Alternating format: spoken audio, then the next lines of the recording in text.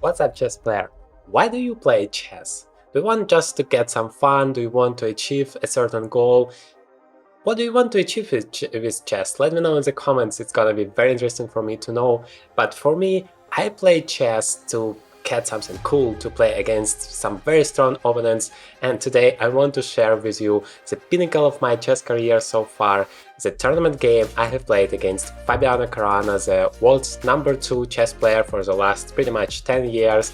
And that game was incredible for me. I mean, I knew the pairings like half an hour before the round, and I just couldn't find a place for myself. I was just waiting for this time to come. I was just looking at the table where it says Evgeny Liseyev against Fabiano Caruana, and I just couldn't believe my eyes what I'm seeing there. It's like if you're an average actor to get to play in a movie scene with Leonardo DiCaprio or something of that level. That was feeling just incredible, and my heart was just jumping out of my body, it felt like. So finally, when the game started, I managed to calm down a little bit. I had a joke with Fabiano to, just to find my position, just to remember that I'm still playing against a human being. He has still the same pieces like I have.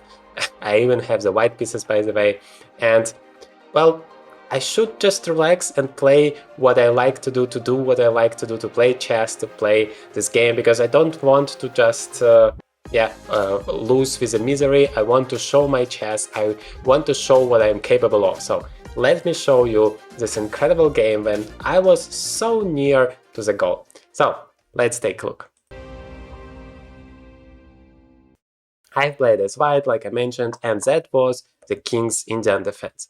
So that is my favorite variation here, and I was very happy to get to it because, well, oftentimes when you play against very strong opponents, they are tending to get out of the theoretical variations from the very first moves. For example, Magnus Carlsen is doing that so much to just get you away from your territory. So I was happy here to get something normal, something I'm used to play. So I played here b3, and there are, of course, so many opportunities for black here. The main move is c5, but Fabiano played the move a5. Also, one of the main moves, there is nothing wrong with that.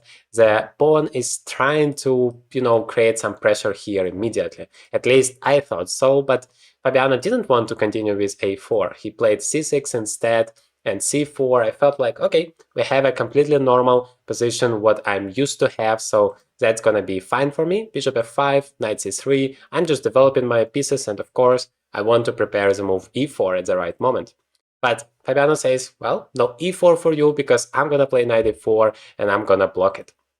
I played knight h4. I don't want to give up my hopes to play e4, so now I'm attacking the knight twice. He had to exchange it, and bishop went back. I'm playing queen to d2. I want to develop all of my pieces, of course. I feel that the knight on h4 is a little bit weird, so at some point it has to go back. On the other hand, if it goes back, it's blocking my bishop again. So I wasn't sure what to do with it, but I was definitely sure that this queen has to be developed. And what's important for me, I have a pretty solid position, and I was happy to get it because it helped me to calm down a little bit. I didn't have that stress anymore as it would be in a completely sharp and tactical position.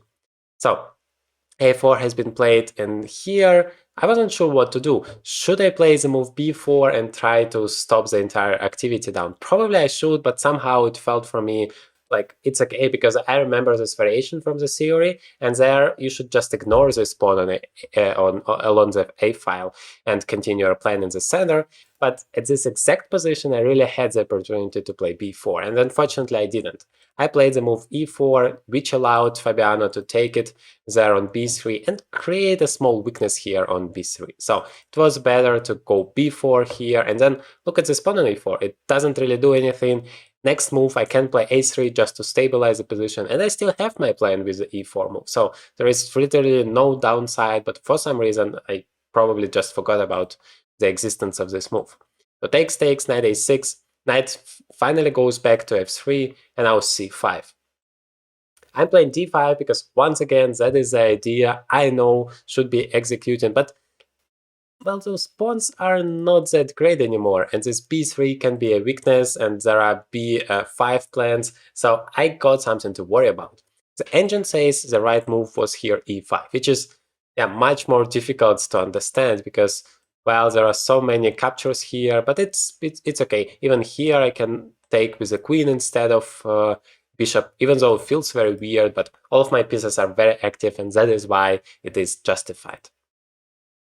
But d5 felt like a reasonable way for me to go on, takes, and I'm still about to play e5. That is why Fabiano plays the move f6. But the problem now is he's basically eliminating my active idea, and he is ready to somehow penetrate on the queen side because he also has his b5 idea.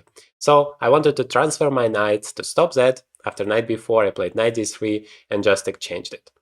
And now the problem is I lose the advantage now. My opponent starts to overtake it, but I felt like, okay, my position is incredibly solid. And of course, I would be happy with the draw here. So I just need to watch out for my weaknesses. But the problem is, you can see that we both have light squares bishop. And all of my pawns are on the light squares here. And I can't really do anything about it. That means that my opponent is gonna be able to attack those pawns, whereas my bishop would be kind of stupid. But still, the position is equal here, and as far as I'm concerned, if I make sure that everything is protected, I should be fine here. So b5 has happened, queen to c3 just to protect the rook here, so I have an opportunity to take, and then play rook to a1, so that is exactly what happened, takes, and now I have this weakness on c4, but that is basically the only one so far, and also I hoped that with the queens on the board, I would always be able to create some attacks, some threats for the opponent's king, and that should be enough to make a draw here. So bishop f1 first, you could see that immediately queen to a8 was possible. I was a little bit scared about that because queen to e1 check following up by bishop h3 is basically a checkmate threat, but apparently it works somehow. If you go to g7, then should just make a luft for the king, and yeah, that is kind of complicated.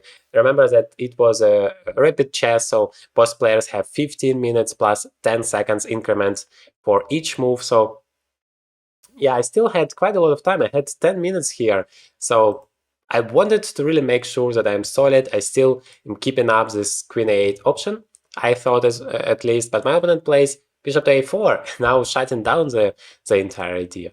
I thought, okay, let me play h4, maybe be able to play h5 at the right moment, and of course have some additional squares for my king so that it feels more secure. And also, I don't really understand how Fabiano is going to outplay me here, because yes, I have this weakness, but I am protecting it, and what else? I don't see any ideas at all. King g2, bishop a4, yeah, it was also a struggle for Fabiano, how he manages to create something. Queen b3, king g1, I'm just standing here and there, and Fabiano plays queen to c2, offering me the queen's exchange. And I thought I pretty much have to do that, and the engine confirms it.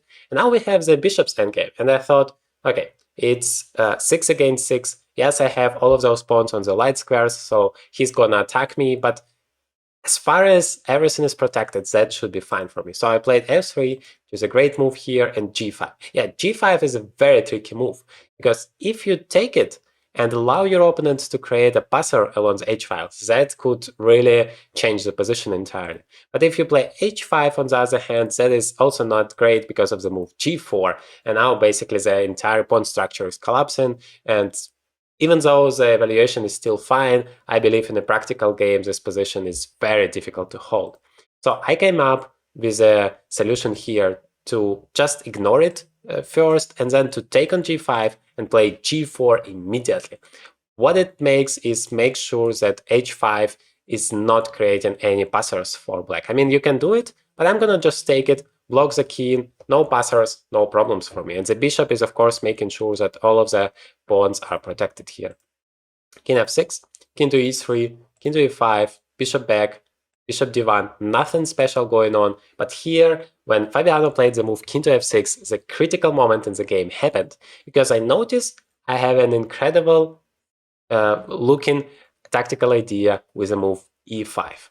And I was calculating it, I had 1.5 minutes here. I thought, well, with the move e5, either I'm forcing this king to go back and then exchange another pawn, which is good for me because the more pawns I exchange, the closer am I to a draw. And Another opportunity is that he takes the pawn on e5, and then I'm eliminating this pawn on h7. So everything important is in the center then, and it's easier for me to control everything. That is what I thought. So I played the move e5, which you could see is the best move according to the engine, but I argue that is the reason why the entire problem started for me. Because if you really think about it, if you do nothing here as white, you can't do anything as black. I mean, you can't create any problems. The king is on e3 to make sure that if the king lands on e5, it can't do anything. And otherwise, the only idea is king to g6, h5, so my opponent has to do that at some point if he wants to play for a win. And of course, it's Fabiano, he wants to play for a win. So let's say he plays king to g6, I'm just playing king f1, I'm getting ready for this idea. And once h5 is on the board, you can shuffle the pieces around, but it doesn't really change anything. h5 is the only active idea. You can also try e6, but once again, other than exchanging one pair of pawns, it doesn't change anything at all. So once you play h5, I just take it, play king to g3, and once again, there is absolutely nothing. So bishop c2, bishop e2, he would just be forced to go for a draw here. And with my move e5, the best one according to the engine, as you remember, I gave him a tremendous amount of opportunities, which wasn't necessary at all. So I regret this decision so much. So takes. First, it feels like everything is great, but if you notice, now there are 3 pawns here against 2 that I have on the C and D files, which means that he's gonna exchange those pair of pawns, and then he's gonna have a passer. And when you have a passer, that is a completely different story. Once again, don't get me wrong, it's still a complete equal position, but he has his practical chances. And that is the only thing that matters, especially when you don't have a lot of time, have around 1 minute at this point in the game. So he shuffled the bishops around and finally played the move e6, takes. I cannot really stop his plan at all, and at some point he plays the move d5 here. Yeah, I thought maybe I could stop it, but I cannot really do it because if I keep my bishop here, first of all, it's not that convenient because if I go to a2, I give up this diagonal, and even if he just plays d5, I can basically no longer exchange the bishops because then this distant passer would decide the destiny of the game if I'm not careful enough. So I just decided, okay, I need to keep my bishops there, and yes, he has a passer, but I should be able to handle it. At least I hope so. The problem is the king is on f4, so I can never, on e5, so I can never play the move f4 and exchange this last pawn, because that would, of course, make it simpler for me. So I'm going back and forth, but at the right moment, he's going with c3, and I cannot really stop it, because if I ever play king to d2, let's say here, the pawn is hanging, so he's basically forcing me to get up in this position. King to d2 is necessary to stop the promotion, and now king goes to f4. There is no way to stop bishop takes f3. I mean, that is so tricky when you think that everything is fine, you're fighting against one of the best players in entire chess history for 66 moves, but it's still not over. And according to the engine, that's still a draw, but how do you manage to do it? So I'm playing king to c1, basically the only move I have. King goes to e3, bishop f5, king takes. So now there is a extra pawn for black without any compensation at all, but the position is still equal. But you really need to handle it correctly. For example, here, king to c1 is the only move that is not losing the game. Because, well, if I go anywhere with my bishop, then I'm losing a second pawn. If I go along this diagonal, then bishop takes with a tempo, because the bishop is going to be attacked. After king to c1, if you take now, I'm taken on c2, and that is exactly what happened. So now there is only one extra pawn. And initially I was very pessimistic. I mean, I had no time, so I don't have any choice, but I thought the position should be losing, and that is not true. The position is still a draw here. Bishop f5, of course, I cannot exchange, and then bishop king to e3. That's the problem, that I'm not in time to get closer with my king. But for black, it's also not simple, because this pawn can never move as long as the bishop is here, because I'm gonna just eliminate it. So bishop f4, and notice that I cannot play king to d1 because of bishop f3 check, and once again I'm losing. So I played bishop g4 to have this diagonal to make sure that I have some squares. So I'm playing bishop d7 here, and here he forces me to get away from this diagonal, and bishop c6 is a completely losing move. And how difficult is that to understand? Because the right one is bishop to e8. Why on earth should it be a draw? I don't know, g3, king to e1, and I'm in time to stop it. And the difference is that if I play bishop c6, then in the right moment, bishop e4 would be winning a tempo. So he played king to e7, king to e3, sorry, and g4. g4 is making this position deadly equal once again because I get a chance to play king to e1, and that is what makes the entire difference. King to f2 would be a completely winning one because then you just make sure you are in this diagonal, play g4, g3 at the right moment, and basically just promote your pawn. For some reason, Fabiano played g4 first. That allowed me to play king e1, bishop d3. He's still not allowing me to get to there, so still very, very tricky position.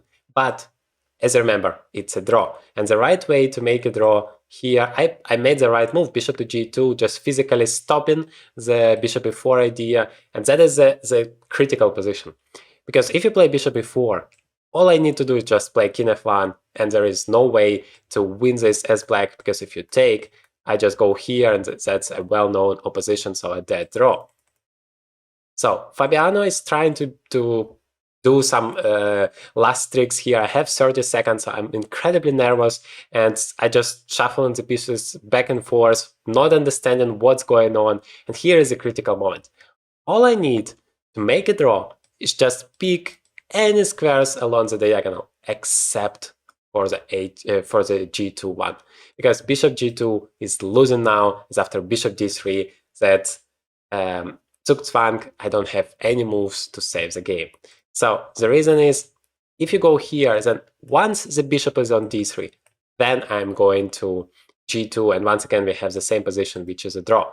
But if I'm going to g2 here, and I wanted to do it just to physically stop his pawn, so it never goes forward, and he can never do that. But unfortunately, chess doesn't work that way, and I don't have any moves after bishop d3. The king can go away because of bishop king to f2, and then the bishop is going to f3, and the pawn promotes. And if I go anywhere, then bishop e4. I thought initially that it's a draw because I have the opposition. After takes, I have king to e2, and that's a draw. But unfortunately, it's not, because king f4, and I don't have this f2 square. And then no matter where I go, the king goes. I thought I can go to e1, and then after king f3, king f1. But unfortunately, after king e1, Fabiano played king e3, and that's a completely lost position, because now king f1, king f3, king g1, g2, and game over, and I resigned here. After the game, Fabiano told me that here I still had a chance to play bishop h3, which is, from a practical point of view, of course, correct. That is my best chance, but I told him that it's still losing because now this king can get to h2, and then the promotion is relatively easy. And Fabiano was like, yeah, it's really tricky. And yeah, according to the engine, I was right, because it's still losing.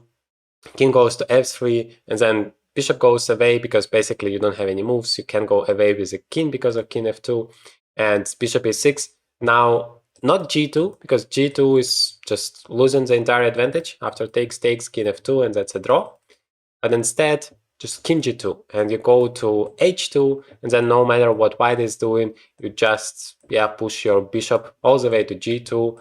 Then you control this diagonal, then you play g2, and you promote the queen. But yeah, that would make it a little bit longer, but the result is the same. I would have lost.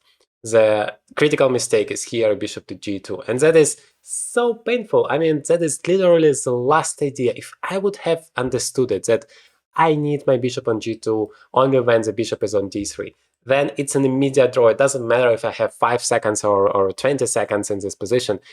There is literally no other idea for black, because the bishop cannot leave this diagonal. Otherwise, I play king f1 and it's over immediately. Bishop f3, I'm just taking it, and then I have an opposition. And otherwise, there is literally nothing else to do. So that is a painful experience for me in the end, but I was still very happy with the game, because, well, that was even for 80 moves with one of the best players in chess history. So That was incredible, Phil. I mean, that is a first time experience for me. I have played against Hikaru Nakamura and Alireza Firouzja in Title Tuesdays, but it's not the same. When you play in person, when you see this legend sitting in front of you and thinking about the moves, making the moves, I mean, that is something truly exceptional. So I was happy to get this opportunity. I'm very thankful for it. I hope you enjoyed this video too and learn a thing or two. Let me know in the comments what you think about this game. And in this game, I'm showing you another truly exceptional game where I really show you how to beat the King's Indian defense if you're not playing against Fabiano Caruana, of course. That is very, very useful video, so definitely take a look at it.